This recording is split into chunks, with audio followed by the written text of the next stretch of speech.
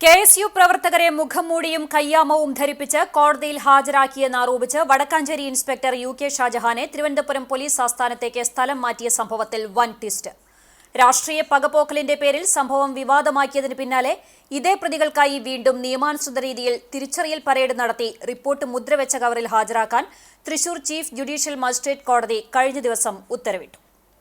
പരാതിക്കാരനായ SFI. പ്രവർത്തകൻ എൽദോ ജേക്കബിനെ മർദ്ദിച്ചു പരിക്കേൽപ്പിക്കുകയും mobile ഫോണും 8,000 രൂപയും പിടിച്ചുപറിക്കുകയും ചെയ്തെന്ന കേസിൽ ഇരങ്ങോടത്ത് ഗണേഷ്, കറുപ്പുംതൊടിയിൽ അല്ലമീൻ, കോലോത്ത് കുളം മുഹമ്മദ് അസ്ലം എന്നിവരെ തൃശൂർ 1-ാം ക്ലാസ് മജിസ്ട്രേറ്റ് കോടതിയിൽ ഹാജരാക്കാനാണ് ചീഫ് ജുഡീഷ്യൽ മജിസ്ട്രേറ്റിന്റെ ഉത്തരവ്. ഇതിൽ 1-ാം പ്രതി ഗണേഷ് പോലീസിനെ ആക്രമിച്ചതടക്കം ക്രിമിനൽ കേസിൽ പ്രതിയാണ്. യഥാർത്ഥ പ്രതികളെ തിരിച്ചറിയുക വഴി വാദിക്കും പ്രതികൾക്കും നീതി ലഭിക്കുക എന്ന ലക്ഷ്യത്തോടെ നടത്തുന്ന തിരിച്ചറിയൽ പരേഡിന്റെ വിജയത്തിനാണ് മുഖംമൂടി ധരിപ്പിക്കുന്നത്.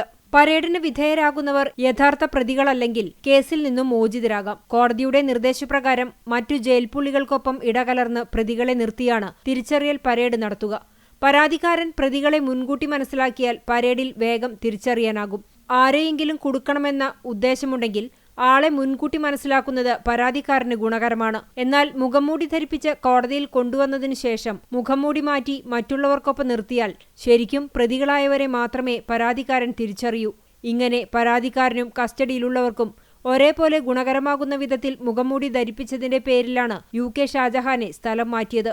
ചുരുക്കി പറഞ്ഞാൽ വൻ രാഷ്ട്രീയ വിവാദത്തിന് കാരണമായ സംഭവം അതേ രീതിയിൽ വീണ്ടും നടത്തിക്കാൻ കോടതി ഉത്തരവിട്ടിരിക്കുകയാണ്. ഇത് വിവാദമുണ്ടാക്കിയവർക്ക് വൻ തിരിച്ചടിയും പോലീസിന് ഗുണവും ആണെന്നാണ് നിയമവൃത്തങ്ങളുടെ വിലയിരുത്തൽ. മുഖംമൂടിയും വിലങ്ങും ധരിപ്പിച്ചത് നിയമാനുസൃതമാണെന്ന് തെളിഞ്ഞതോടെ സ്ഥലം മാറ്റത്തിന് വിധേയനായി നിലവിൽ പോസ്റ്റിംഗ് ലഭിക്കാതിരിക്കുന്ന ഇൻസ്പെക്ടർ യു.കെ. ഷാജഹാനെ വടക്കാഞ്ചേരിയിൽ തന്നെ തിരികെ കൊണ്ടുവരേണ്ടി വരുമെന്നാണ് സൂചന.